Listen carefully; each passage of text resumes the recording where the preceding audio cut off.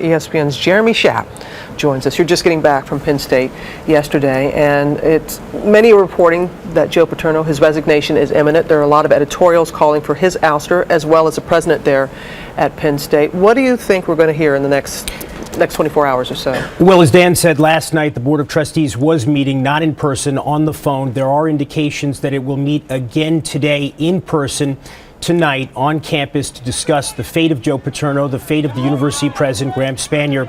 There will also be a meeting on Friday, a public Board of Trustees meeting that will be attended by the governor of Pennsylvania.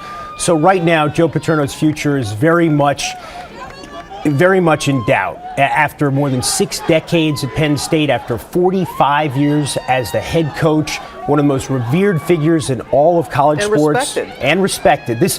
If this were happening, Robin, to a coach with a different kind of reputation, it would be a very different kind of story. So much of the anger and disappointment is the result of the fact that people expect more from Joe Paterno. Well, they have been so squeaky clean in all those decades that he's been there at Penn State.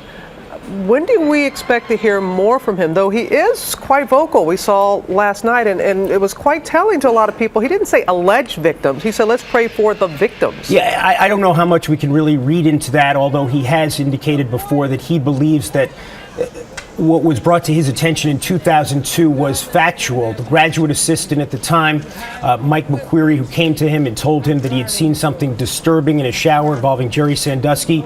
Paterno has said in the last few days that he believed what McQueary told him, which raises further questions about Paterno's actions in the immediate aftermath of what he was told.